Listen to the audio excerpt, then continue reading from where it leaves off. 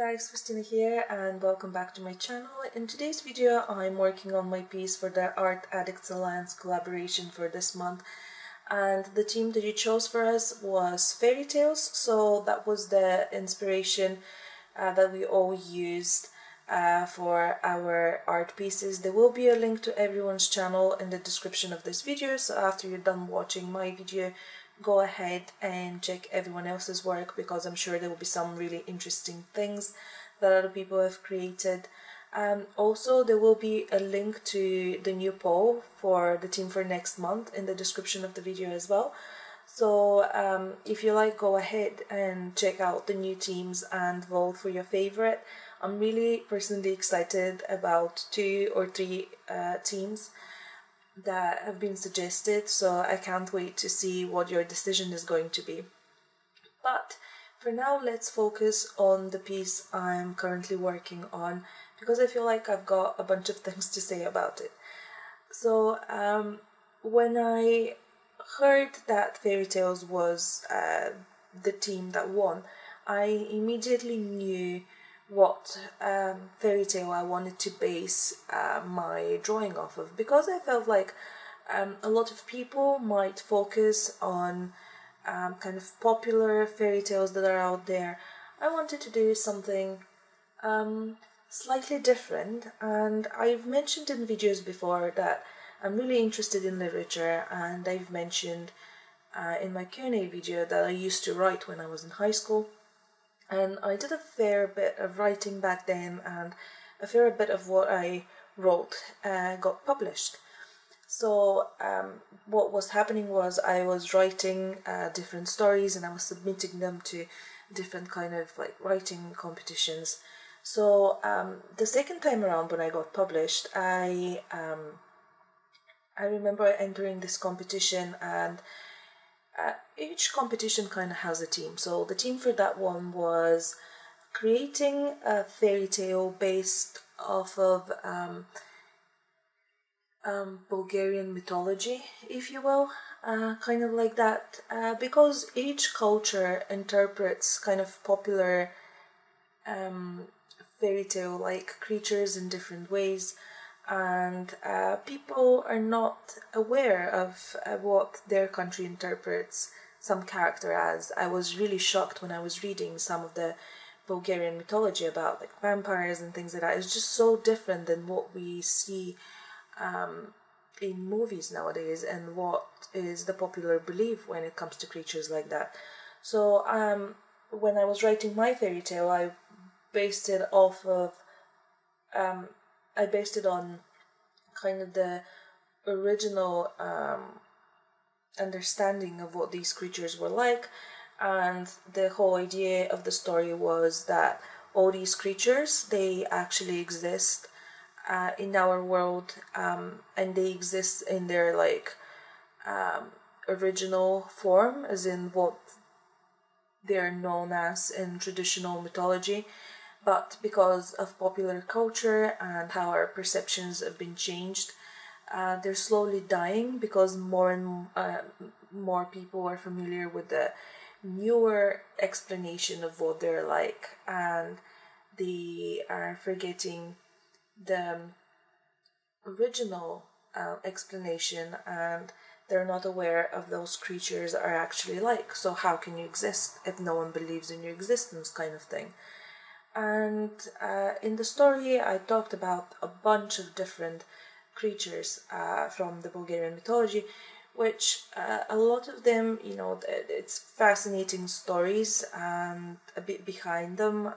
Just when I was doing my research, it was so interesting. So I was kind of struggling to choose which creature I wanted to focus on. And then it kind of came to me that there was a part of the story where I was talking about the mermaids. And I remember that when I was doing my research, I read that mermaids had something like a king. He is a water spirit, and his name's Vodnik. And he was not necessarily described as a merman, he was more so described as a man, if anything.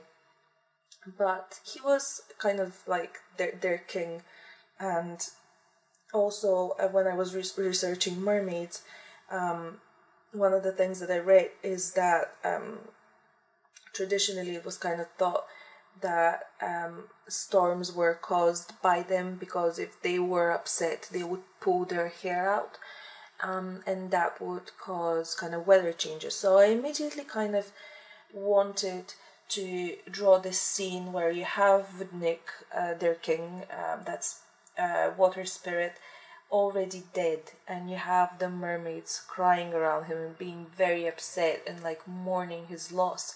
And then in the background you see this stormy scene as a reflection of their emotions. And I really wanted to go with that, and I worked really hard on the sketch, but the problem I had was that I kind of wanted to include a lot of detail. I wanted to include all of the like mermaids mourning and obviously the dead body, but I wanted to include some of the, you know, what was happening under the water, so I can include that crown sinking to the bottom, and I wanted to include enough background to give the feeling of, you know, it's nighttime and it's stormy.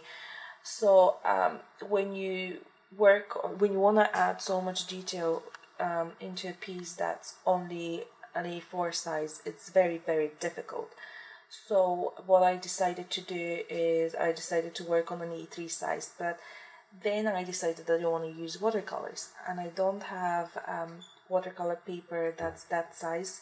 So I had to improvise, and I found a piece of that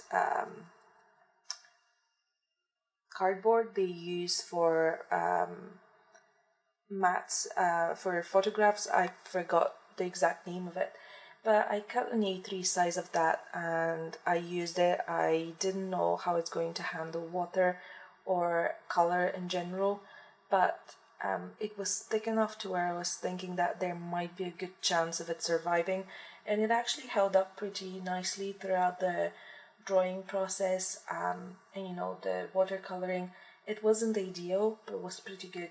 So I used my watercolors for adding different kind of layers, like washes of color, and then I used my Prismacolor color pencils to add details, and I used some Copic markers to add a bunch of shadows, and I also used my white Posca pen to outline the characters and to add some detailing and raindrops. I just think that the white liner worked very well in the night scene, and also it kind of created that almost like wet feeling, which is nice because obviously it's raining. So I thought the white really tied everything very well together.